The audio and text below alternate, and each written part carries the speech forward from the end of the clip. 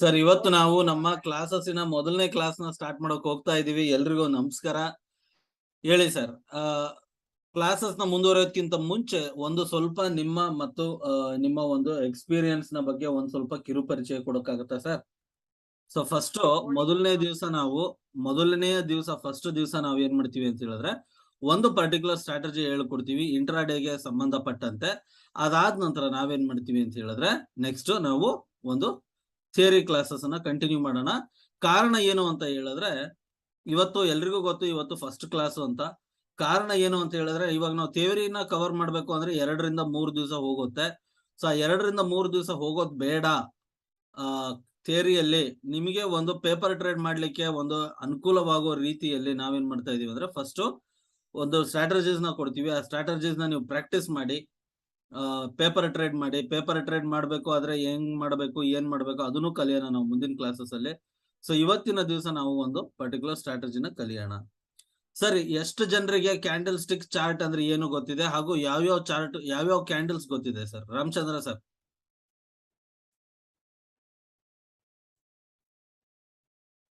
Sir, doji candle ಅಲ್ಲಿ ನಮಗೆ doji candle ಅಂದ್ರೆ ಯಾವ ತರ ಕಾಣಿಸುತ್ತೆ? ಡೋಜಿ ಕ್ಯಾಂಡ್ಲು ಅಂತ ಹೇಳಿದ್ರೆ ನಮ್ಗೆ ಯಾವ ತರ ಕಾಣಿಸುತ್ತೆ ಅಂತ ಹೇಳಿದ್ರೆ ಈ ರೀತಿ ಇರುತ್ತೆ. ಕರೆಕ್ಟಾ ಸರ್?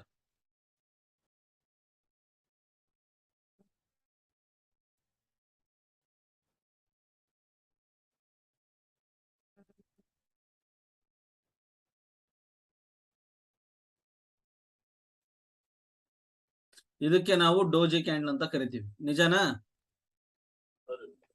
ಓಕೆ. ಸೊ ಇವಾಗ ಇದರಲ್ಲಿ ಎಷ್ಟು ತರಹದ ಡೋಜಿ ಕ್ಯಾಂಡಲ್ಸ್ ಗಳು ಬರುತ್ತೆ ಸರ್? ಚಿಕ್ಕವ್ರು ಇರ್ಬೇಕಾದ್ರೆ ಯಾರ್ಯಾರು ಮನೆಯಲ್ಲಿ, ನೀವು ಚಿಕ್ಕವ್ರು ಇರ್ಬೇಕಾದ್ರೆ ಯಾರ್ಯಾರು ನಿಮ್ಮ ಅಂಗಳದಲ್ಲಿ ಅಥವಾ ಹಿತ್ಲಲ್ಲಿ ಮಳೆ ಬರೋ ಟೈಮಲ್ಲಿ ಒಂದು ಮಳೆ ಹುಳ ಬರ್ತಾ ಇತ್ತು ಸರ್, ನೋಡೋದಕ್ಕೆ ಹೆಲಿಕಾಪ್ಟರ್ ಚಿಟ್ಟೆ ತರ ಇರೋದು. ಯಾರ್ಯಾರ ಆಟ ಆಡಿದೀರಾ ಸರ್ ಅದರಲ್ಲಿ? ನಿಖಿಲ್ ಸರ್, ಆಟ ಆಡಿದೀರಾ? ಓಕೆ. ಅದ್ರ ಬಾಲಕ್ಕೆ ದಾರ ಕಟ್ಬಿಟ್ಟು ಆರಿಸೋದು. ಹಾ, ಆರಿಸಿದೀರಾ? Okay sir. ಆ ಒಂದು ಏನಂತ ಕರಿತಿದ್ದೀರಿ ಸರ್ ನೀವು ಆ ಹುಳಕ್ಕೆ?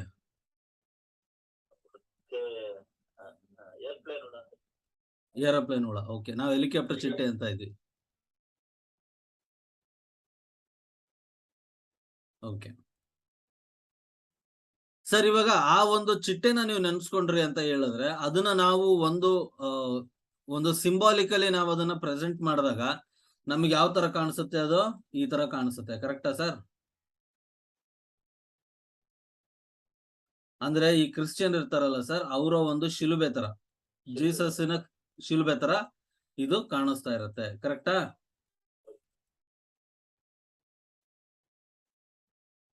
ಸೊ ಆ ಹುಳದ ಹೆಸರು ಏನು ಸರ್? ಇಂಗ್ಲಿಷಿನಲ್ಲಿ ಆ ಹುಳದ ಹೆಸರು ಏನು?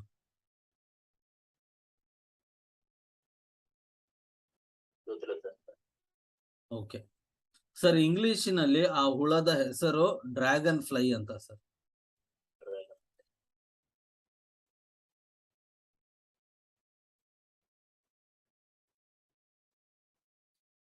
ಸೊ ಇದಕ್ಕೆ ಏನಾಯ್ತು? ಇದು ಡ್ರ್ಯಾಗನ್ ಫ್ಲೈ ಡೋಜಿ ಆಯ್ತು. ಸರಿನಾ ಸರ್? ಇನ್ನ ಸರ್, ನೀವೆಲ್ಲ ಇವಾಗ ಒಂದು ಗೂಟನ ಅಂದ್ರೆ ಒಂದು ಗೂಟನ ನಾವು ನೆಡಬೇಕು, ಏನೋ ಒಂದು ಲೈಟಿನ ಕಂಬಕ್ಕೋ ಏನಕ್ಕೋ ಒಂದಕ್ಕೆ ಒಂದು ಗೂಟ ನೆಡಬೇಕು ಅಂತ ಹೇಳಿದ್ರೆ ಯಾವ ತರ ನೆಡ್ತೀವಿ ನಾವು? ಕಂಬ ಸರ್, ಗೂಟ ಮಣ್ಣಲ್ಲಿ ನೆಡಬೇಕು ಅಂತ ಹೇಳಿದ್ರೆ ಯಾವ ತರ ನೆಡ್ತೀವಿ?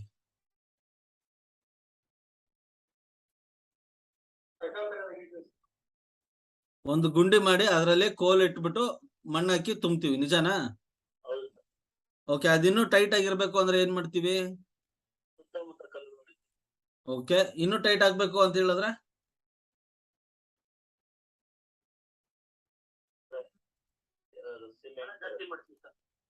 ಏನ್ ಮಾಡ್ತೀರಾ ಸರ್? ಆಳ ಸ್ವಲ್ಪ ಜಾಸ್ತಿ ಮಾಡ್ತೀರಾ. ಓಕೆ. ಮತ್ತೆ ಅದಕ್ ಮಧ್ಯೆ ಈ ರೀತಿ ಒಂದು ರಾಡ್ ಕೊಡ್ಬೋದಲ್ಲ ನಾವು?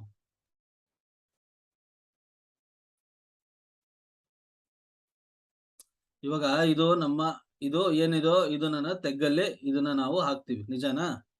ಇವಾಗ ಈ ಕೋಲು ಗುಂಡಿ ಮಾಡ್ಬಿಟ್ಟು ಅದ್ರಲ್ಲಿ ನಾವು ಹಾಕ್ತಿವಿ ಈ ರೀತಿಯಾಗಿ.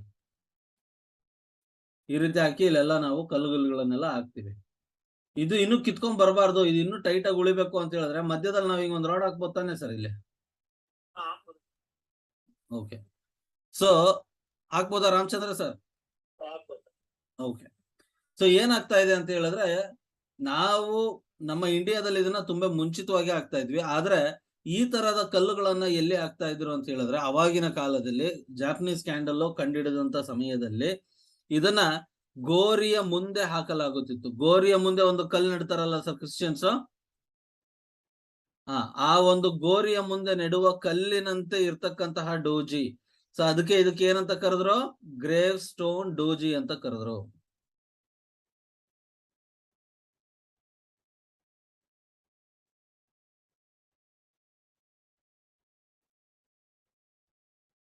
ಇದು ನನ್ನ ನಾರ್ಮಲ್ ಡೋಜಿ.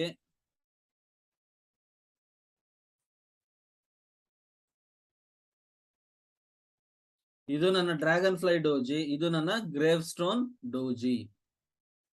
ಯಾಕೆ ಅಂತ ಹೇಳಿದ್ರೆ ಸರ್, ಇವಾಗ ನೀವು ನೋಡಿ ಇದನ್ನ ಈ ರೀತಿಯಾಗಿ ಹಾಕಿರ್ತಾರೆ, ಕರೆಕ್ಟಾ?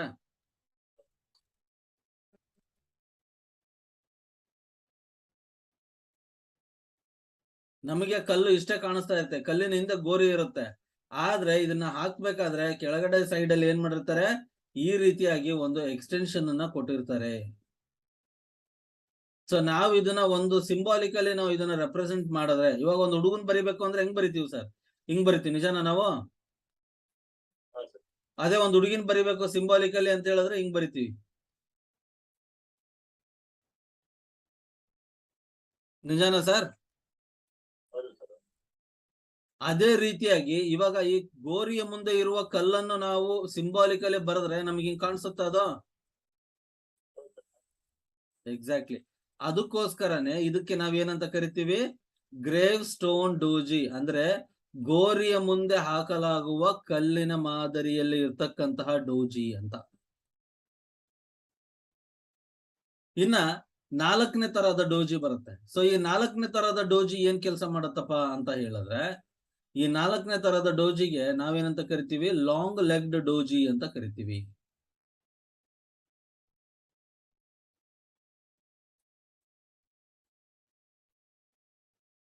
ಏನಂತ ಕರಿತೀವಿ ಸರ್ ಇದಕ್ಕೆ ನಾವು? Long legged doji.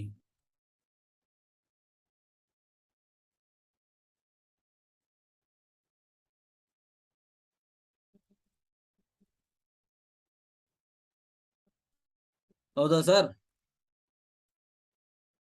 ಸೊ ನಾವು ಮಾರ್ಕೆಟ್ ಅಲ್ಲಿ ಕೆಲಸ ಮಾಡ್ತಾ ಇದೀವಿ ಅಂದ್ರೆ ಕೆಲವೊಂದು ಕ್ಯಾಂಡಲ್ಸ್ ಗಳ ಬಗ್ಗೆ ನಮಗೆ ತುಂಬಾನೇ ಒಂದು ಕಾಶಿಯಸ್ ಆಗಿರ್ಬೇಕಾಗತ್ತೆ. ಸೊ ಇವತ್ತು ನಾವ್ ಏನ್ ಕಲ್ತ್ವಿ? ಮೊಟ್ಟ ಮೊದಲನೇದಾಗಿ ಯಾವ ಕ್ಯಾಂಡಲ್ ಕಲ್ತ್ವಿ? ಡೋಜಿ ಕ್ಯಾಂಡಲ್ ನ ಕಲ್ತ್ವಿ. ಸೊ ಈ ಡೋಜಿ ಕ್ಯಾಂಡಲ್ ನ ಕಲ್ತಿದೀವಿ ಅಂತ ಹೇಳಿದ್ರೆ ಇವಾಗ ನಾವೇನ್ ಮಾಡ್ತಾ ಇದೀವಿ? ಈ ಡೋಜಿ ಕ್ಯಾಂಡಲ್ ಅನ್ನ ಯಾವ ರೀತಿಯಲ್ಲಿ ಟ್ರೇಡ್ ಮಾಡ್ಬೇಕು ಅದನ್ನ ಕಲಿತೀವಿ. ಹಾಗೂ ಈ ಡೋಜಿ ಕ್ಯಾಂಡಲಿನ ಒಂದೊಂದು ಕ್ಯಾಂಡಲಿನ ಅರ್ಥನೂ ಸಹ ನಾವ್ ಇವಾಗ ತಿಳ್ಕೊಂತಾ ಇದೀವಿ. ನೋಡಿ, ಈ ನಾರ್ಮಲ್ ಡೋಜಿ ಬಂದಿದೆ ಅಂತ ಹೇಳಿದ್ರೆ ಇದರ ಅರ್ಥ ಏನು? ಬೈಯರ್ಸು ಮತ್ತೆ ಸೆಲ್ಲರ್ಸು ಇಬ್ರು ಒಂದು ರೀತಿ ಪೈಪೋಟಿಗೆ ಬಿದ್ದಿದ್ದಾರೆ. ಮಾರ್ಕೆಟ್ ಎಲ್ಲಿಗೂ ಮೂವ್ ಆಗ್ತಾ ಇಲ್ಲ. ಬೈಯರ್ಸ್ ವರ್ಸಸ್ ಫ್ಯೂಚರ್ ಇಲ್ಲೊಂದು ವಾರ್ ನಡೀತಾ ಇದೆ. ಬೈಯರ್ಸ್ ಮತ್ತೆ ಸೆಲ್ಲರ್ಸಿನ ಮಧ್ಯೆ ಒಂದು ಘರ್ಷಣೆ ನಡೀತಾ ಇದೆ. ಆ ಒಂದು ಉದ್ದೇಶಕ್ಕೋಸ್ಕರವಾಗಿ ಈ ನಾರ್ಮಲ್ ಡೋಜಿಯಲ್ಲಿ ಮೂವ್ಮೆಂಟು ಬರ್ತಾ ಇಲ್ಲ. ಬೈಯರ್ ಮೇಲ್ಗಡೆ ತಗೊಂಡೋಗಿ ಟ್ರೈ ಮಾಡ್ತಾ ಇದಾರೆ, ಸೆಲ್ಲರ್ ಅದನ್ನ ಕೆಳಗಡೆ ತಗೊಂಬರಕ್ ಟ್ರೈ ಮಾಡ್ತಾ ಇದಾರೆ. ಮತ್ತೆ ಇಲ್ಲಿಂದ ಬೈಯರ್ಸ್ ಮಾರ್ಕೆಟ್ ನ ಮೇಲ್ಗಡೆ ತಗೊಂಡೋಗಕ್ಕೆ ಟ್ರೈ ಮಾಡ್ತಾ ಇದಾರೆ. ಸೊ ಅವಾಗ ನಮಗೆ ಯಾವ ತರ ಬರುತ್ತೆ ಅಂದ್ರೆ ಈ ತರ ಒಂದು ನಾರ್ಮಲ್ ಡೋಜಿ ಬರುತ್ತೆ. ಇಲ್ಲೂ ಅಷ್ಟೇ, ಈ ಡೋಜಿಯಲ್ಲೂ ಏನಾಗಿದೆ? ಬೈಯರ್ಸ್ ಮತ್ತೆ ಸೆಲ್ಲರ್ಸಿನ ಮಧ್ಯೆ ಸ್ವಲ್ಪ ಸಂಘರ್ಷಣೆ ಇದೆ. ಆದ್ರೆ ಇಲ್ಲಿ ಬೈಯರ್ಸ್ ಏನಿದ್ದಾರೆ ಇವರು ಸ್ವಲ್ಪ ಜಾಸ್ತಿ ಮೇಲ್ಗಡೆ ಸೈಡ್ ಅಲ್ಲಿ ಪುಷ್ ಮಾಡೋದಕ್ಕೆ ಸಕ್ಸಸ್ಫುಲ್ ಆಗಿದ್ದಾರೆ. ಇಲ್ಲಿಂದ ಮತ್ತೆ ಸೆಲ್ಲರ್ಸ್ ಏನ್ ಮಾಡ್ತಾ ಇದಾರೆ? ಮತ್ತೆ ಇಲ್ಲಿ ಸೆಲ್ ಮಾಡೋದಕ್ಕೆ ಟ್ರೈ ಮಾಡ್ತಾ ಇದಾರೆ. ಬೈಯರ್ಸ್ ಸ್ವಲ್ಪ ಜಾಸ್ತಿ ಸೆಲ್ ಮಾಡೋದಕ್ಕೆ ಟ್ರೈ ಮಾಡ್ತಾ ಇದಾರೆ, ಮೇಲ್ಗಡೆ ತಗೊಂಡೋಗೋದಕ್ಕೆ ಟ್ರೈ ಮಾಡ್ತಾ ಇದಾರೆ. ಕ್ಯಾಂಡಲ್ ಸ್ವಲ್ಪ ಉದ್ದ ಇದೆ. ಇಲ್ಲಿ ಅದ್ರ ಅಪೋಸಿಟ್, ಇಲ್ಲಿ ಏನ್ ಮಾಡ್ತಾ ಇದಾರೆ? ಸೆಲ್ಲರ್ಸ್ ಜಾಸ್ತಿ ಒಂದು ಪವರ್ ಅಲ್ಲಿ ಸೆಲ್ ಮಾಡೋದಕ್ಕೆ ಪ್ರಯತ್ನ ಪಡ್ತಾ ಇದ್ದಾರೆ. ಆದ್ರೆ ಬೈಯರ್ಸ್ ಸ್ವಲ್ಪ ಇದ್ರುನು ಇವರು ಇದನ್ನ ಮೇಲ್ಗಡೆ ಒತ್ತಲಿಕ್ಕೆ ಸಮರ್ಥರಾಗಿದ್ದಾರೆ. ಕರೆಕ್ಟಾ ಸರ್? ಓಕೆ, ಇವಾಗ ನಮಗೆ ಮೂರನೇ ತರಹದ ನಾಲ್ಕನೇ ತರಹದ ಡೋಜಿ ಬರುತ್ತೆ. ಸೊ ಈ ನಾಲ್ಕನೇ ತರಹದ ಡೋಜಿ ಅಂದ್ರೆ ಯಾವುದು? Long legged doji. ನೋಡಿ, ಗಮನ ಕೊಡಿ. ಲಾಂಗ್ ಲೆಗ್ಡ್ ಡೋಜಿ ಎಲ್ಲೆಲ್ಲಿ ಬರುತ್ತೋ ನಿಮಗೆ ಅವತ್ತಿನ ದಿವಸ ಆ ಒಂದು ಸ್ಟಾಕ್ ಅಲ್ಲಿ ನಾವು ಟ್ರೇಡ್ ಅನ್ನ ಮಾಡಲ್ಲ. ಏನ್ ಮಾಡಲ್ಲ? ಅವತ್ತಿನ ದಿವಸ ನಾವು ಆ ಪರ್ಟಿಕ್ಯುಲರ್ ಸ್ಟಾಕ್ ಅಲ್ಲಿ ನಾವು ಟ್ರೇಡ್ ಅನ್ನ ಮಾಡೋದಿಲ್ಲ. ಕಾರಣ ಏನು ಅಂತ ಹೇಳಿದ್ರೆ, ಇವಾಗ ರಾಮಚಂದ್ರ ಸರ್, ನಿಮ್ ಡ್ಯೂಟಿ ಏನಪ್ಪಾ ಅಂತ ಹೇಳಿದ್ರೆ, ಡೈಲಿ ಬೆಳಗ್ಗೆ 1 ಕಿಲೋಮೀಟರ್ ನಿಮ್ ಮನೆ ಇದು, ನಿಮ್ ಮನೆ ಇದು ನಿಮ್ ಮನೆ ಇದು, ಕರೆಕ್ಟಾ? ಇಲ್ಲಿಂದ 1 ಕಿಲೋಮೀಟರ್ ಮೇಲ್ಗಡೆ ನಿಮ್ ಮನೆಯಿಂದ 1 ಕಿಲೋಮೀಟರ್ ಎಡಗಡೆಗೆ ಹೋಗ್ಬೇಕು, 1 ಕಿಲೋಮೀಟರ್ ಬಲ್ಗಡೆಗೆ ಹೋಗಿ ಬರ್ಬೇಕು. ಇದು ನಿಮ್ ಡ್ಯೂಟಿ ಡೈಲಿ ಇದು. ಸೊ ನೀವೇನ್ ಮಾಡ್ತೀರಾ? ಬೆಳಗ್ಗೆ 1 ಅವರ್ ಅಲ್ಲೇ ಮಾರ್ಕೆಟ್ ಸ್ಟಾರ್ಟ್ ಆಗಿ 1 ಅವರ್ ಅಲ್ಲೇ ನೀವೇನ್ ಮಾಡ್ತೀರಾ ಅಂತ ಹೇಳಿದ್ರೆ, ನಿಮ್ ಡ್ಯೂಟಿ ಮುಗಿಸ್ಕೊಂಡ್ ಬರ್ತೀರಾ. ನೀವು ಮತ್ತೆ ವಾಪಸ್ ಹೋಗ್ತೀರಾ? ಅಂದ್ರೆ ಇದು ಅವತ್ತಿನ ದಿವಸ ಈ ಒಂದು ಪರ್ಟಿಕ್ಯುಲರ್ ಸ್ಟಾಕ್ ಅಲ್ಲಿ ಏನಾಗುತ್ತೆ, ಈ ತರ ಒಂದು ಕ್ಯಾಂಡಲ್ ಬಂದಾಗ ಮಾರ್ಕೆಟ್ ಫ್ಲಾಟ್ ಇರುತ್ತೆ, ಕರೆಕ್ಟಾ? ಮಾರ್ಕೆಟ್ ಏನಿರುತ್ತೆ? ಫ್ಲಾಟ್ ಇರುತ್ತೆ. ಸೊ ಹಾಗಾಗ್ಬಿಟ್ಟು ನಾವು ಮೊದಲನೇ ಕ್ಯಾಂಡಲ್ ಏನಾದ್ರು ಲಾಂಗ್ ಲೆಗ್ಡ್ ಡೋಜಿ ಬಂತು ಅಂತ ಹೇಳಿದ್ರೆ, ಅವತ್ತಿನ ದಿವಸ ನಾವು ಆ ಒಂದು ಪರ್ಟಿಕ್ಯುಲರ್ ಸ್ಟಾಕ್ ಅಲ್ಲಿ ಕೆಲಸನ ಮಾಡೋದಿಲ್ಲ.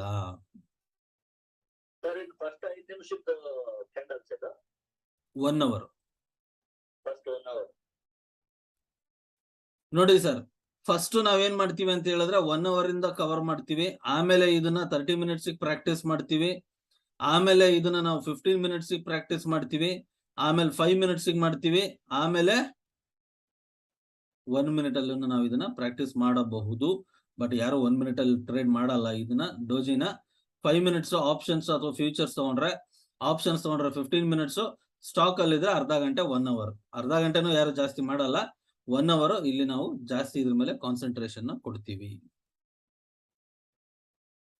ಸರಿ, ಇವಾಗ ನಾವ್ ಏನ್ ಮಾಡ್ತೀವಿ ಅಂತ ಹೇಳಿದ್ರೆ, ಇವಾಗ ಡೋಜಿನ 4 ರೀತಿಯಾದ ಡೋಜಿಗಳಿದೆ. ಇವಾಗ ಈ 4 ರೀತಿಯಾದ ಡೋಜಿಗಳನ್ನು ಟ್ರೇಡ್ ಮಾಡುವ ಮೆಥಡ್ ಗಳನ್ನ ತಿಳ್ಕೊಳ್ಳೋಣ. ರೆಡಿನಾ ಸರ್?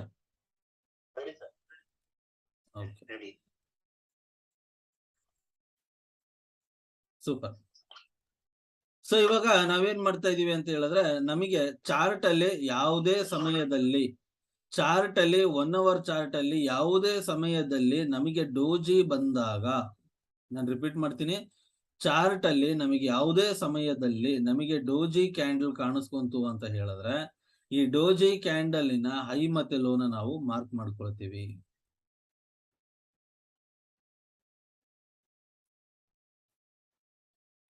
ಈ ಡೋಜಿ ಕ್ಯಾಂಡಲಿನ ಹೈ ಮತ್ತೆ ಲೋನ ನಾವು ಮಾರ್ಕ್ ಮಾಡ್ಕೊಂತೀವಿ. ಇವಾಗ ಉದಾಹರಣೆಗೆ ಈ ಡೋಜಿಯ ಲೋ ಏನಿದೆ, ಈ ಡೋಜಿಯ ಲೋ ಎಷ್ಟಿರ್ಲಿ ಸರ್? ನೀವೇ ಹೇಳಿ, ಒಂದು ಪ್ರೈಸ್ ಹೇಳಿ.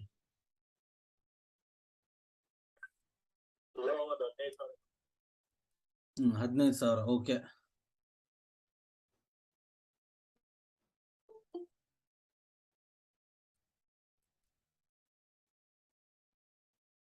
ಹೈ ಸರ್ ತುಂಬಾ ಜಾಸ್ತಿ ಆಗ್ಬಿಡುತ್ತೆ. 15,020.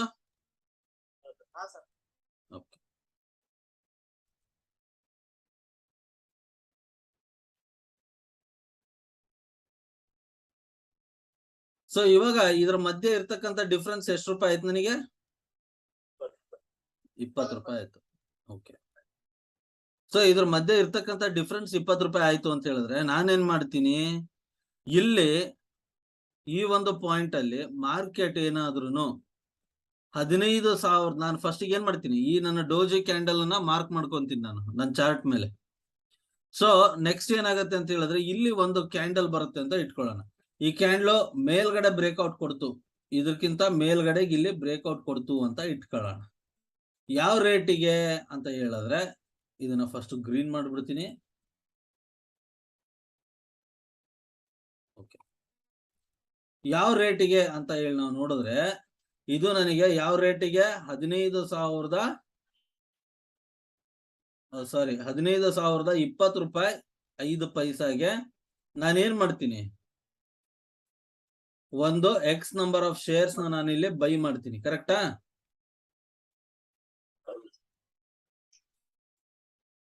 ಇದು ಎಷ್ಟು ಶೇರ್ಸ್ ಗಳನ್ನ ಬೈ ಮಾಡ್ತೀವಿ ಅದಕ್ಕೆ ಒಂದು ಕ್ಯಾಲ್ಕುಲೇಷನ್ ಇದೆ. ಅದನ್ನ ನಾವು ಸಹ ಕಲಿಯೋಣ ಮುಂದಿನ ಕ್ಲಾಸಸ್ ಅಲ್ಲಿ. ಬಟ್ ಇವಾಗ ಏನ್ ಮಾಡ್ತೀವಿ ಅಂತ ಹೇಳಿದ್ರೆ, ಇಲ್ಲಿ ನಾವು ಒಂದು ಒಂದು 10 20 ಶೇರ್ಸ್ ಗಳನ್ನ ನಾವಿಲ್ಲಿ ಬೈ ಮಾಡ್ಕೊಂತೀವಿ. ಬೈ ಮಾಡ್ಕೊಂಡಾಗ ಏನ್ ಮಾಡ್ತೀವಿ ಅಂತ ಹೇಳಿದ್ರೆ, ಮೊಟ್ಟ ಮೊದಲನೇದಾಗಿ ಇಲ್ಲಿ 15,000 ರೂಪಾಯಿಗೆ ನಮ್ಮ ಸ್ಟಾಪ್ ಲಾಸ್ ಅನ್ನ ಇಟ್ಟಿರ್ತೀವಿ.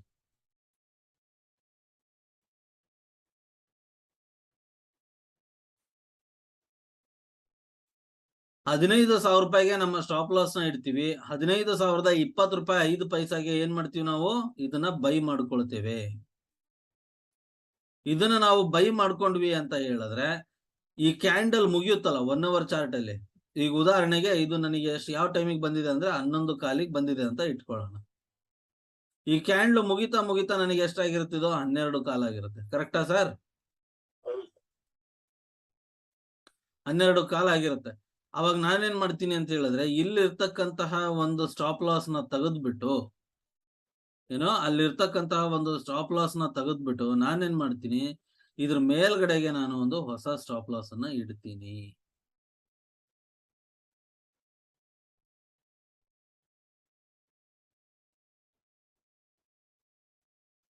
ಇದ್ರ ಮೇಲ್ಗಡೆಗೆ ಏನ್ ಮಾಡ್ತೀನಿ, ನಾನು ಹೊಸ ಸ್ಟಾಪ್ ಲಾಸ್ ಅನ್ನ ಇಡ್ತೀನಿ.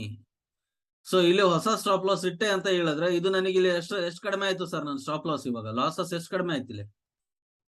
10 ರೂಪಾಯಿ. ಮುಂಚೆ ನನಗೆ ಇಲ್ಲಿ 20 ರೂಪಾಯಿ ಇದ್ದಂತದ್ದು, ಇವಾಗ ನನಗೆ ಲಾಸಸ್ ಎಷ್ಟು ರೂಪಾಯಿ ಇದೆ ಇಲ್ಲಿ? ಓನ್ಲಿ 10 ರೂಪಾಯಿ ಇದೆ.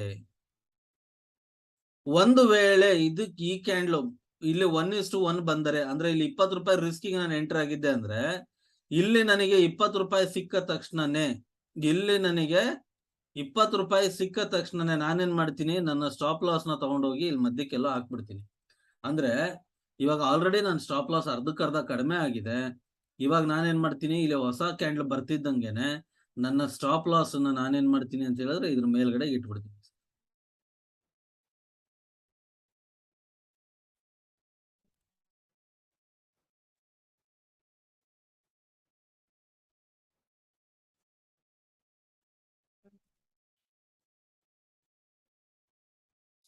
ಇವಾಗ ಉದಾಹರಣೆಗೆ ನನ್ನ ಸ್ಟಾಪ್ ಲಾಸ್ ಇಲ್ಲಿಗೆ ಬಂದಿದೆ, ಇಲ್ಲಿಗೆ ನನಗೆ 20 ರೂಪಾಯಿ ಬಂದಿದೆ ಅಂತ ಇಟ್ಕೊಳ್ಳೋಣ. ನಾನು ಈ ಒಂದು ಪಾಯಿಂಟಿಗೆ ನನಗೆ ಇಲ್ಲಿ 20 ರೂಪಾಯಿ ಕವರ್ ಆಗಿದೆ ಅಂತ ಹೇಳಿದ್ರೆ, ಇಲ್ಲಿ ನನಗೆ 20 ರೂಪಾಯಿಗೆ ನಾನೇನಾದ್ರೂ 10 ಶೇರ್ಸ್ ತಗೊಂಡಿದ್ರೆ 200 ರೂಪಾಯಿ, 100 ಶೇರ್ಸ್ ತಗೊಂಡಿದ್ರೆ ಎಷ್ಟು ರೂಪಾಯಿ ಲಾಭ ಆಗಿರೋದು? ನನಗೆ 2,000 ರೂಪಾಯಿ ಲಾಭ ಆಗಿರೋದು. ಕರೆಕ್ಟಾ? ಸೊ ಇಲ್ಲಿ ಏನಾಯ್ತು, ನನಗೆ 2,000 ರೂಪಾಯಿಗೆ 2,000 ರೂಪಾಯಿ ಪ್ರಾಫಿಟ್ ಬಂತಾ? ಅಂದ್ರೆ ನನಗೆ ಇಲ್ಲಿ 20 ರೂಪಾಯಿಗೆ 20 ರೂಪಾಯಿ ಟಾರ್ಗೆಟ್ ಬಂತಾ ಸರ್? ಇಲ್ಲಿ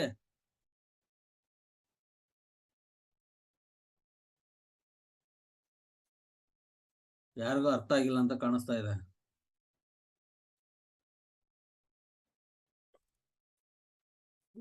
ನಿಖಿಲ್ ಸರ್? ಹೌದು ಸರ್, ಹೌದು ಸರ್. ಓಕೆ. ತ್ಯಾಗರಾಜ್ ಸರ್ ಅರ್ಥ ಆಗ್ತಾ ಇದೆಯಾ? ಓಕೆ. ರಾಮಚಂದ್ರ ಸರ್, ಇವಾಗ ಏನಾಯ್ತು ಸರ್, ಇಲ್ಲಿಂದ ಇಲ್ಲಿಗೆ ನನಗೆ ಆಲ್ಮೋಸ್ಟ್ ಇಲ್ಲಿ ಹಿಟ್ ಆಗಿತ್ತು ಅಂತ ಹೇಳಿದ್ರು ನನಗೆ ಅರ್ಧ ಲಾಸ್ ರಿಕವರಿ ಆಗಿದೆ. ಸ್ಟಾಪ್ ಲಾಸ್ ಅರ್ಧ ಮಾತ್ರ ಇರೋದಿಲ್ಲಿ, 10 ರೂಪಾಯಿ ಮಾತ್ರ ಸ್ಟಾಪ್ ಲಾಸ್ ಇದ್ದಿದ್ದಿಲ್ಲಿ ನನಗೆ. ಆದ್ರೆ ಇವಾಗ ನನ್ನ ಸ್ಟಾಪ್ ಲಾಸ್ ನಾನು ಇಲ್ಲಿಗೆ ಮೂವ್ ಮಾಡಿದೆ ಅಂತ ಹೇಳಿದ್ರೆ, ನನಗೆ ಇಲ್ಲಿ 20 ರೂಪಾಯಿಗೆ 20 ರೂಪಾಯಿ ಟಾರ್ಗೆಟ್ ಬಂದಿದೆಯಾ ಇಲ್ಲಿ? ಅಂದ್ರೆ ಇವಾಗ ಇಲ್ಲಿಂದ ಮಾರ್ಕೆಟ್ ಕೆಳಗಡೆ ಬಿತ್ತು ಅಂತ ಹೇಳಿದ್ರೆ ನನಗೇನಾದ್ರೂ ನಷ್ಟ ಇದೆಯಾ? Yes, 20 divided into number of shares. Correct. So ಇದು ಯಾವುದೇ ಕ್ಯಾಂಡಲ್ ಆಗಿರ್ಲಿ ಸರ್, ಯಾವುದೇ ಕ್ಯಾಂಡಲ್ ಆಗಿರ್ಲಿ, ನಾರ್ಮಲ್ ಡೋಜಿ ಆಗಿರ್ಲಿ, ಯಾವ candle? Normal doji, dragon fly, long legged ಬರಲ್ಲ. ಲಾಂಗ್ ಲೆಗ್ಡ್ ನಾವು ಟ್ರೇಡೇ ತಗೊಳಲ್ಲ.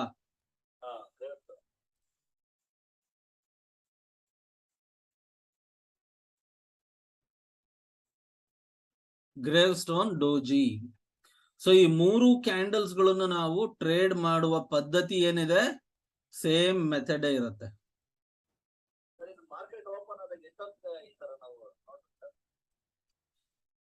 11 ಕಾಲು, 10 ಕಾಲು, 9 ಕಾಲರಿಂದ 10 ಕಾಲು. ಎಸ್.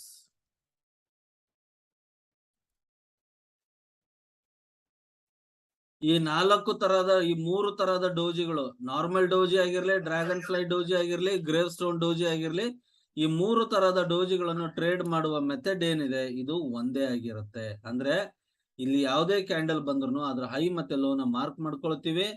ಅದಕ್ಕೆ ಹೈಕ್ಕಿಂತ 5 ಪೈಸಾ ಜಾಸ್ತಿ ಬಂತು ಅಂದ್ರೆ ಎಂಟರ್ ಮಾಡ್ತೀವಿ, ಒಂದಿಷ್ಟು ನಂಬರ್ ಆಫ್ ಶೇರ್ಸ್, ಅದು ಎಷ್ಟು ಅಂತ ಹೇಳ್ಬಿಟ್ಟು ಅದಕ್ಕೆ ಒಂದು ಲೆಕ್ಕ ಇದೆ. ಆ ಲೆಕ್ಕನ ನಾನು ಹೇಳ್ಕೊಡ್ತೀನಿ. ಅದಾದ್ಮೇಲೆ ಮಾರ್ಕೆಟ್ ಅಲ್ಲಿ ನಾವು ಮೇಲ್ಗಡೆ ಮಾರ್ಕೆಟ್ ಬಂತು ಅಂತ ಹೇಳಿದ್ರೆ ನಾವು ಅದೇ ರೀತಿ ಮಾರ್ಕೆಟ್ ಅನ್ನ ಮೂವ್ ಮಾಡ್ತಾ ಹೋಗ್ತೀವಿ. ಒಂದು ವೇಳೆ ಇದು ನನಗೆ ಇಲ್ಲಿ 20 ರೂಪಾಯಿ ಬಂದಿಲ್ಲ ಅಂತ ಹೇಳಿದ್ರೆ ಏನ್ ಮಾಡ್ತೀವಿ, ನಮ್ ಸ್ಟಾಪ್ ಲಾಸ್ ನ ಈ ಕ್ಯಾಂಡಲ್ನ ಕೆಳಗಡೆಗೆ ಇಟ್ಟಿರ್ತೀವಿ. ಅಂದ್ರೆ ನನಗೆ ಇಲ್ಲಿ 10 ರೂಪಾಯಿ ಲಾಭ ಬರ್ತಾ ಇರುತ್ತೆ. ಯಾವಾಗ ನನಗೆ ಇಲ್ಲಿ 20 ರೂಪಾಯಿಗೆ 20 ರೂಪಾಯಿ ಲಾಭ ಬರುತ್ತೋ ಸ್ಟಾಪ್ ಲಾಸ್ ನ ತಗೊಂಡು ಮೇಲ್ಗಡೆಗೆ ಇಟ್ಟಿರ್ತೀವಿ ಸರ್.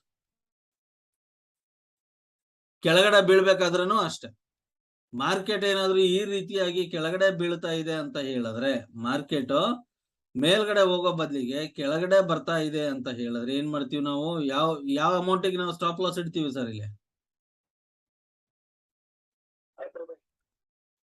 ಇಲ್ಲ, ಸ್ಟಾರ್ಟಿಂಗ್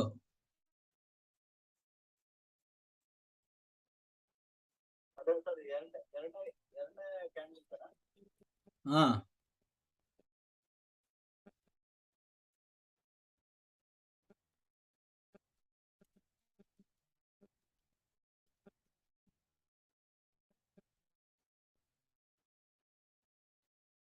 ಸರ್, ಇದು ನನಗೆ 15,020 ರೂಪಾಯಿ ಇದೆ. 15,020 ರೂಪಾಯಿ ಹೈ ಇದೆ, 15,000 ರೂಪಾಯಿ ನನಗೆ ಲೋ ಇದೆ. ಅಂದ್ರೆ 14,999 ರೂಪಾಯಿ 95 ಪೈಸಾ ಬಂತು ಅಂತ ಹೇಳಿದ್ರೆ ನಾವು ಸೆಲ್ ಮಾಡ್ತೀವಿ. ಎಷ್ಟು? ಒಂದು ಎಕ್ಸ್ ನಂಬರ್ ಆಫ್ ಶೇರ್ಸ್ ನ ನಾವು ಸೆಲ್ ಮಾಡ್ತೀವಿ. ಕರೆಕ್ಟಾ? ನಮ್ಮ ಸ್ಟಾಪ್ ಲಾಸ್ ಎಲ್ಲಿರುತ್ತೆ? ಈ ಡೋಜಿ ಕ್ಯಾಂಡಲಿನ ಮೇಲೆ, ಅಂದ್ರೆ 15,020 ರೂಪಾಯಿಗೆ ಇಲ್ಲಿ ನನ್ನ ಒಂದು ಸ್ಟಾಪ್ ಲಾಸ್ ಇರುತ್ತೆ. ಮಾರ್ಕೆಟ್ ಮೇಲ್ಗಡೆ ಹೋಗ್ದಲೆ ಒಂದ್ ವೇಳೆ ಕೆಳಗಡೆ ಬಂದಾಗ ನಾನು ಹೇಳ್ತಾ ಇರೋದು. ಸೊ ಇವಾಗ ಇಲ್ಲಿ ಎರಡನೇ ಕ್ಯಾಂಡ್ಲು ಬರುತ್ತೆ ಅಂತ ಇಟ್ಕೊಳ್ಳೋಣ. ಇಲ್ಲಿ ನನಗೆ ಏನಾಗುತ್ತೆ, ಎರಡನೇ ಕ್ಯಾಂಡ್ಲು ಬರುತ್ತೆ. ಎರಡನೇ ಕ್ಯಾಂಡ್ಲು ಬಂದಾಗ ಇಲ್ಲಿ ನೋಡಿ ಈ ರೀತಿಯಾಗಿ ಈ ಎರಡನೇ ಕ್ಯಾಂಡಲ್ ಇಲ್ಲಿ ನನಗೆ ಹುಟ್ಕೊಳ್ಳುತ್ತೆ. ಆದ್ರೆ ಅದೃಷ್ಟವಶನೋ ದುರಾದೃಷ್ಟವಶನೋ ಈ ಕ್ಯಾಂಡಲ್ ನನಗೆ ಗ್ರೀನ್ ಬಂದಿರುತ್ತೆ ಅಂತ ತಿಳ್ಕೊಳ್ಳೋಕೆ ಏನು ಬೇಕಾಗುತ್ತೆ. ಸೊ ನಾವೇನ್ ಮಾಡ್ತೀವಿ ಅಂದ್ರೆ ಈ ಕ್ಯಾಂಡಲ್ ಹುಟ್ಕೊಂತಿದ್ದಂಗೆನೆ, ಈ ಕ್ಯಾಂಡಲ್ ಸೃಷ್ಟಿ ಆಗತಿದ್ದಂಗೆನೆ ಏನ್ ಮಾಡ್ತೀವಿ ನಾವು, ನಮ್ಮ ಸ್ಟಾಪ್ ಲಾಸ್ ನ, ಹಿಂದಿನ ಸ್ಟಾಪ್ ಲಾಸ್ ನ ತೆಗೆದ್ಬಿಟ್ಟು ಇಲ್ಲಿಯ ಸ್ಟಾಪ್ ಲಾಸ್ ನ ನಾವು ಡಿಲೀಟ್ ಮಾಡ್ಬಿಟ್ಟು ಈ ಒಂದು ಕ್ಯಾಂಡಲಿನ ಹೈಗೆ ನಾವು ನಮ್ಮ ಸ್ಟಾಪ್ ಲಾಸ್ ನ ಇಡ್ತೀವಿ. ಕರೆಕ್ಟಾ?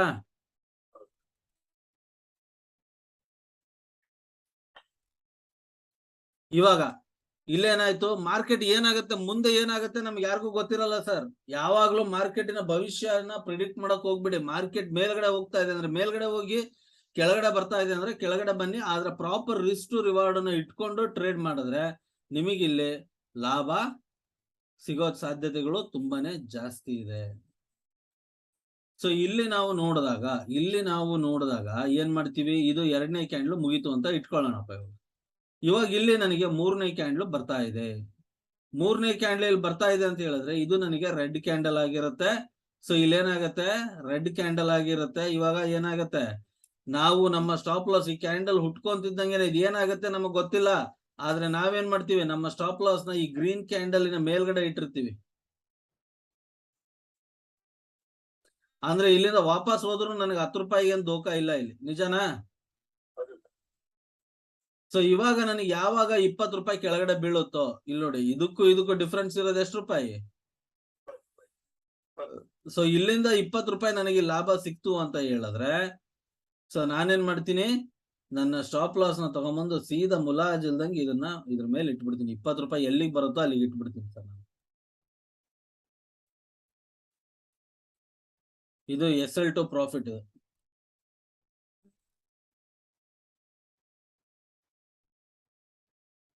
ಏನಾಯ್ತು ಸರ್, ಇವಾಗ ಮಾರ್ಕೆಟ್ ಇನ್ನೂ ಕೆಳಗಡೆ ಬಿದ್ರೆ ನನಗೆ ಇನ್ನೂ ಡಬಲ್ ಲಾಭ ಸಿಗುತ್ತೆ. 1:2, 1:3, 1:4 ಈ ರೀತಿಯಾಗಿ ನಮಗೆ 1:15 ಯಾಕೆ 16 ವರ್ಗುನು ಕ್ಯಾರಿ ಮಾಡಿದೆ ಮಾರ್ಕೆಟ್. ಹೌದು ಸರ್, ಅದನ್ನೇ ಹೇಳ್ತಾ ಇರೋದು ನಾನು. ಅದನ್ನೇ ಹೇಳ್ತಾ ಇರೋದು ನಾನು.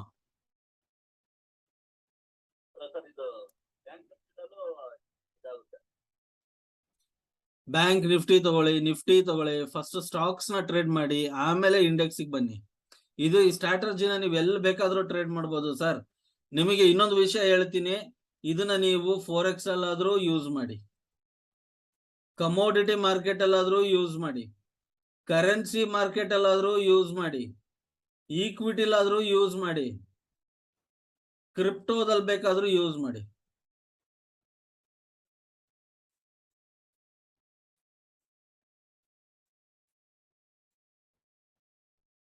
ಇವಾಗ ನೋಡೋಣ ಚಾರ್ಟ್ ಮೇಲೆ, ಅದನ್ನು ನೋಡೋಣ.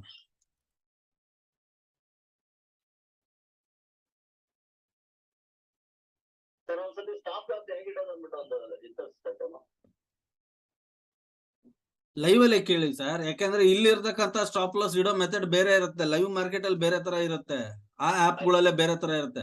ಲೈವ್ ಮಾರ್ಕೆಟ್ ಅಲ್ಲಿ ನನಗೆ ಕೇಳಿ, ನಾನು ಸ್ಟಾಪ್ ಲಾಸ್ ಇಡೋದು ಹೆಂಗೆ ಅಂತ ಹೇಳ್ಕೊಡ್ತೀನಿ. ಹೆಂಗಿದ್ರು ನಾವು ಲೈವ್ ಇರ್ತೀವಿ ತಾನೆ, ಕೇಳಿ ಸರ್, ಅವಾಗ ಹೇಳ್ಕೊಡ್ತೀನಿ ನಾನು ನಿಮಗೆ, ಏನೂ ತೊಂದರೆ ಇಲ್ಲ. ಓಕೆ ಸರ್, ಕಮೋಡಿಟಿ ಅಂತ ಹೇಳಿದ್ರೆ ನೋಡಿ, ಮೊದಲನೇದಾಗಿ ಈಕ್ವಿಟಿ.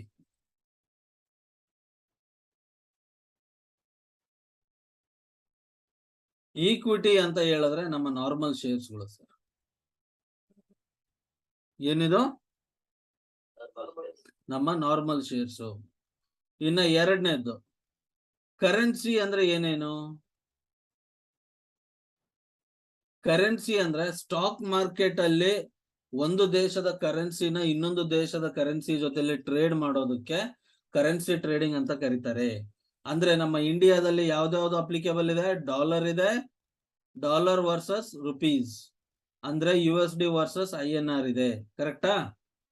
ಅದು ಬಿಟ್ವಿ ಅಂತ ಹೇಳಿದ್ರೆ ಪೌಂಡ್, GBP ಅಂತ ಕರಿತೀವಿ, ಗ್ರೇಟ್ ಬ್ರಿಟಿಷ್ ಪೌಂಡ್, INR ಅಂತ ಕರಿತೀವಿ. ಅದು ಬಿಟ್ವಿ ಅಂತ ಹೇಳಿದ್ರೆ ಯೂರೋ USD ಇದೆ. ಅದು ಬಿಟ್ವಿ ಅಂತ ಹೇಳಿದ್ರೆ ಇದು ಯುರೋಪಿಯನ್ ಯೂರೋಸ್, US ಡಾಲರ್, ಇದು ಇಲ್ಲ, ಯೂರೋ USD ಇಲ್ಲ, ಯೂರೋ INR ಇದೆ ಇಂಡಿಯಾದಲ್ಲಿ. ಇದು ಎಲ್ಲಿ? ನಮ್ಮ ಒಂದು ಟ್ರೇಡಿಂಗ್ ಆಪ್ ಗಳಲ್ಲಿ ನಾವು ಟ್ರೇಡ್ ಮಾಡಿದಾಗ. ಇನ್ನ ಫೋರೆಕ್ಸ್ ಟ್ರೇಡಿಂಗ್ ಅಂದ್ರೆ ಏನು? ಫೋರೆಕ್ಸ್ ಟ್ರೇಡಿಂಗ್ ಅಂತ ಹೇಳಿದ್ರೆ ಜಗತ್ತಿನ ಮೇಜರ್ ಕರೆನ್ಸಿಗಳು, ಅಂದ್ರೆ ಒಂದು ಯೂರೋ USD ಆಗಿರ್ಬೋದು. ನೋಡಿ, ಇಲ್ಲಿ ಇಂಡಿಯಾ ಅಂತ ಇಲ್ಲ, ಇಲ್ಲಿ ಯೂರೋ USD, CAD JPY ಅಂದ್ರೆ ಕೆನಡಿಯನ್ ಡಾಲರ್, ಜಾಪನೀಸ್ ಯೆನ್, ಸ್ವಿಸ್ ಫ್ರಾಂಕ್ JPY ಅಂದ್ರೆ ಸಿಂಗಾಪುರ್ ಕರೆನ್ಸಿ ಮತ್ತೆ ಜಾಪನೀಸ್ ಕರೆನ್ಸಿ. ಸೊ ಈ ತರದ ಒಂದು ಪೇರ್ಸ್ ಗಳನ್ನ ನಾವು ಟ್ರೇಡ್ ಮಾಡೋದಕ್ಕೆ ಏನಂತ ಕರಿತೀವಿ? ಫೋರೆಕ್ಸ್ ಟ್ರೇಡಿಂಗ್ ಅಂತ ಕರಿತೀವಿ. ಇನ್ನ ನಾಲ್ಕನೇದು ಕಮೋಡಿಟಿ. ಕಮೋಡಿಟಿ ಟ್ರೇಡಿಂಗ್ ಅಂತ ಹೇಳಿದ್ರೆ ನೋಡಿ, ಇದು ನಮಗೆ ಕಮೋಡಿಟಿ ಟ್ರೇಡಿಂಗ್ ಅಲ್ಲಿ ಎರಡು ತರ ಬರುತ್ತೆ. ಒಂದು ನಾನ್ ಅಗ್ರಿಕಲ್ಚರಲ್ ಬರುತ್ತೆ, ಇನ್ನೊಂದು ಅಗ್ರಿಕಲ್ಚರಲ್ ಕಮೋಡಿಟೀಸ್ ಬರುತ್ತೆ. ಇದು ಡೀಟೇಲ್ ಆಗಿ ನಾವು ನಮ್ಮ ಒಂದು ಥಿಯರಿ ಪಾರ್ಟ್ ಅಲ್ಲಿ ಕಲಿಯೋಣ.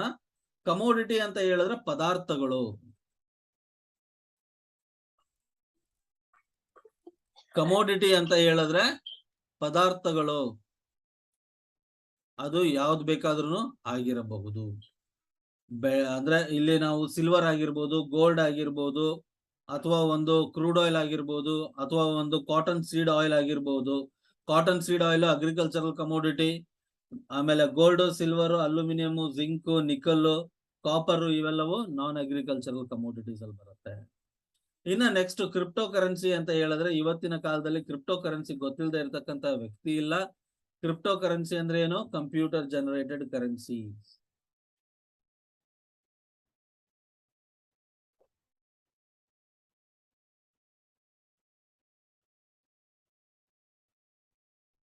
ಲೈಕ್ ಬಿಟ್ ಕಾಯಿನ್ ಆಗಿರ್ಬೋದು, ಲೈಟ್ ಕಾಯಿನ್ ಆಗಿರ್ಬೋದು, ಡೋಜಿ ಕಾಯಿನ್ ಆಗಿರ್ಬೋದು, ಆಮೇಲೆ ಇಥೇರಿಯಂ ಆಗಿರ್ಬೋದು.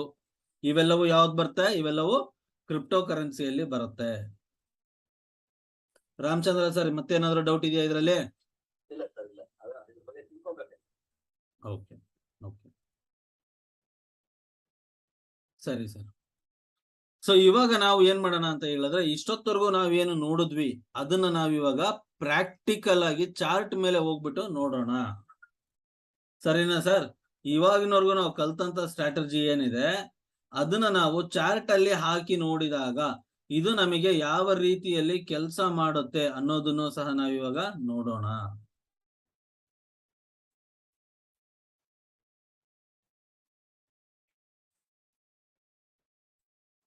ಚಾರ್ಟ್ ಅನ್ನ ನಾನು 1 ಅವರ್ಗೆ ಹಾಕ್ತಾ ಇದ್ದೀನಿ.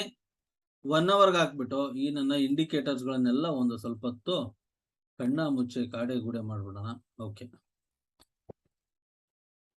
ಸೊ ಇಲ್ಲಿ ನಾವು ನೋಡಿದ್ವಿ ಅಂತ ಹೇಳಿದ್ರೆ, ಇಲ್ಲಿ ನಾವು ನೋಡಿದಾಗ ನಮಗೆ ಸ್ಕ್ರೀನ್ ಮೇಲೆ ಕೆಲವೊಂದು ಚಾರ್ಟ್ ಪ್ಯಾಟರ್ನ್ಸ್ ಗಳು ಕಾಣಿಸ್ತಾ ಇದೆ ಸರ್ ನಿಮ್ಗೆ candle stick chart. Okay sir, ಇದು ಯಾವ ಕ್ಯಾಂಡಲ್ ಸರ್ ಇದು? ಇವಾಗ ನಾನು ನಿಮ್ಗೆ ಕೆಲವೊಂದು ಕ್ಯಾಂಡಲ್ ಗಳನ್ನ ತೋರಿಸ್ತೀನಿ ಸರ್. ಇದು ಯಾವ ಕ್ಯಾಂಡಲ್?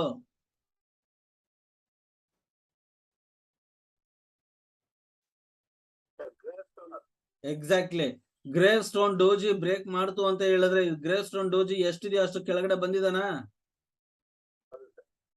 ಓಕೆ ಸರ್, ಇದು ಯಾವ ಡೋಜಿ ಇದು?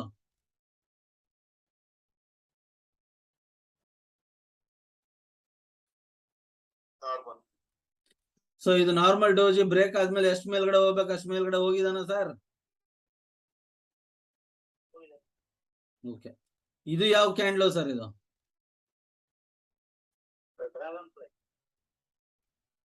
ನಾರ್ಮಲ್ ಡೋಜಿ ಅದು.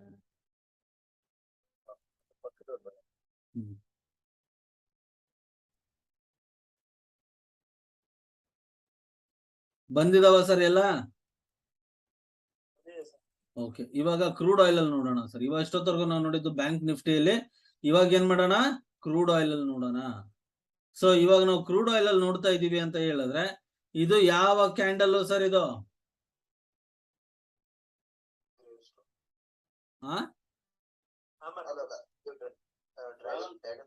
Dragon fly doji. ಇಲ್ಲೇನಾಗಿದೆ ಸರ್? ಡ್ರ್ಯಾಗನ್ ಫ್ಲೈ ಡೋಜಿ 1:1, 1:2, 1:3, 1:4 ವರ್ಗು ಬಂದಿದೆ. ನಿಜನಾ? 1000 ರೂಪಾಯಿ ರಿಸ್ಕ್ ನಾನು ಇಲ್ಲಿ ತಗೊಂಡಿದ್ದೆ ಅಂತ ಹೇಳಿದ್ರೆ ನಾನು ಎಷ್ಟು ರೂಪಾಯಿ ಗಳಿಸ್ಕೊಂಡು ಹೊರಗಡೆ ಬಂದಿದ್ದೀನಿ ಸರ್ ಇವಾಗ ಇಲ್ಲಿ? 1, 2, 3, 4. ಇದು ಯಾವ ಕ್ಯಾಂಡಲ್? ಅದಾದ್ಮೇಲೆ ಎಷ್ಟು ಟೈಮ್ಸ್ ಬಂದಿದೆ ಮಾರ್ಕೆಟ್ ಕೆಳಗಡೆ?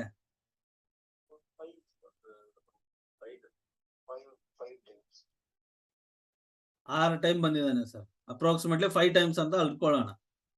ಇಲ್ಲಿ ನಾನು 1,000 ರೂಪಾಯಿ ನಾನು ರಿಸ್ಕ್ ತಗೊಂಡಿದ್ದರೆ ನನಗೆ ರಿವಾರ್ಡ್ ಎಷ್ಟು ಸಿಗುತ್ತೆ ಸರ್ ಇಲ್ಲಿ?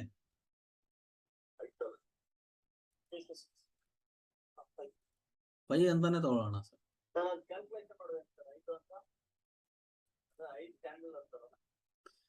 ಈ ಕ್ಯಾಂಡಲಿನ ಲೆಂತ್ ಎಷ್ಟಿದೆ ಒಂದು ಅಂದಾಜು ಲೆಕ್ಕ? ಇದನ್ನ ಪಕ್ಕಾ ನೋಡ್ಬೇಕು ಅಂತ ಹೇಳಿದ್ರೆ ಟೂಲ್ಸ್ ಇದೆ ಅದಕ್ಕೆ.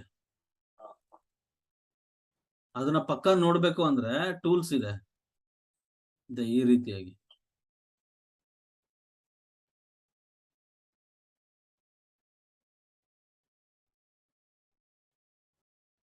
ಒನ್ 1:6 ಅಂದ್ರೆ 1000 ರೂಪಾಯಿಗೆ 6000 ರೂಪಾಯಿ ದುಡ್ಡು ಬಂದಿದೆ ನನಗೆ ಇಲ್ಲಿ.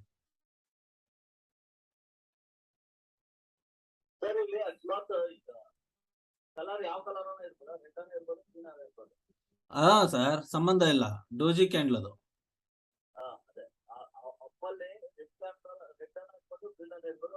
ಅದ್ ಏನೇ ಇರ್ಲಿ ಸರ್, ನಮಗೆ ಅದ್ ಮುಂದೆ ಏನಾಗತ್ತೆ, ನಮಗೆ ಅದ್ ಯಾವ ಕಲರ್ ಇದೆ ಸಂಬಂಧ ಇಲ್ಲ. ನಮಗೆ ಇಲ್ಲಿ ಇಂಪಾರ್ಟೆಂಟ್ ಆದಂತದ್ದೇನು, ಇಂಪಾರ್ಟೆಂಟ್ ಆಗಿದ್ದೇನು ಅಂದ್ರೆ 1 ಗಂಟೆಯ ಕಾಲ ಸೆಲ್ಲರ್ಸ್ ಮತ್ತೆ ಬೈಯರ್ಸಿನ ಮಧ್ಯೆ ಘರ್ಷಣೆ ನಡೆದಿದೆ. ಎಷ್ಟು ಜನ ರಿಟೇಲ್ ಟ್ರೇಡರ್ಸ್ ಸ್ಟಾಪ್ ಲಾಸ್ ಹಿಟ್ಟಾಗಿ ಮಲ್ಟಿಪಲ್ ಟೈಮ್ ಸ್ಟಾಪ್ ಲಾಸ್ ಹಿಟ್ಟಾಗಿ ಮನೆಗೆ ಹೋಗಿರ್ತಾರೆ. ಆಮೇಲೆ ಮಾರ್ಕೆಟ್ ಕಿತ್ಕೊಂಡು ಬಾರಿಸುತ್ತೆ. ಅನುಭವ ಆಗಿದೆಯಾ ರಾಮಚಂದ್ರ ಸರ್ ನಿಮಗೆ ಇದು? ಇವತ್ ಬೆಳಗ್ಗೆ multiple times stop loss hit ಆಗುತ್ತೆ, ಮಾರ್ಕೆಟ್ ಆಮೇಲೆ ಸರ್ರ ಅಂತ ಮೇಲ್ಗಡೆ ಹೋಗಿರ್ತಾನೆ, ಇಲ್ಲ ತಪ್ಪಕ್ಕಂತ ಕೆಳಗಡೆ ಬಿದ್ದಿರ್ತಾನೆ ಅಲ್ವಾ ಸರ್? ಇನಿಷಿಯಲ್ ಆಗಿ 1 hour madam. Market 1 hour frame ಹಾಕೊಂಡು ನೋಡ್ಬೇಕಂತ ಇದು. ಹೌದು ಸರ್, ಈ ಸ್ಟ್ರಾಟಜಿನ ಮಾತ್ರ ಮಾರ್ಕೆಟ್ 1 ಅವರ್ ಟೈಮ್ ಫ್ರೇಮ್ ಅಲ್ಲೇ ನೋಡೋದು ನಾವು. ಇನಿಷಿಯಲಿ ಅನುಭವ ಆದಂಗೆ ನಾವು ಟೈಮ್ ಫ್ರೇಮ್ ಅನ್ನ ಕಡಿಮೆ ಮಾಡ್ತೀವಿ. ಹೇಳಿ ಸವಿತಾ ಮೇಡಮ್.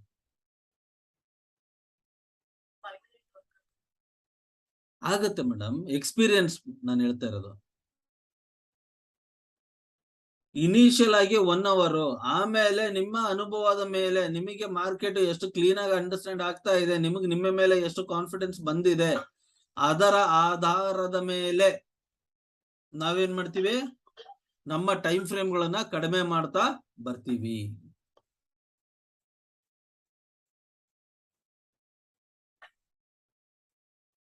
ಕ್ಲಿಯರಾ ಸರ್? ಓಕೆ. ಸೊ ಇದು ನಮ್ಮ ಒಂದು ಡೋಜಿಯನ್ನು ಟ್ರೇಡ್ ಮಾಡುವ ಪದ್ಧತಿ. ನಾವು ನಾಳೆ ಕ್ಲಾಸ್ ಅಲ್ಲಿ ಇನ್ನು ಮುಂದಿನ ಒಂದು ಇನ್ಫಾರ್ಮೇಶನ್ ಗಳನ್ನ ತಿಳ್ಕೊಳ್ಳೋಣ. ಒಂದೇ ದಿವಸಕ್ಕೆ ಜಾಸ್ತಿ ಲೋಡ್ ಹಾಕೋದ್ ಬೇಡ, ನಿಮ್ಗುನು ಸಾಕು ಅನ್ಸುತ್ತೆ ಇವತ್ತು ನನಗೆ. ಮತ್ತೆ ನಾಳೆಗೆ ಸ್ಟಾರ್ಟ್ ಮಾಡೋಣ. ತುಂಬಾ ಧನ್ಯವಾದಗಳು ಸರ್. ಸರ್ ಇವಾಗ ಇದು ನಮ್ಮ ಇವತ್ತಿನ ಈ ಒಂದು ಕ್ಲಾಸ್ ಅನ್ನ ಮುಗಿಸುವ ಸಮಯ ಆಗಿದೆ. ಎಲ್ರಿಗೂ ಥ್ಯಾಂಕ್ ಯು.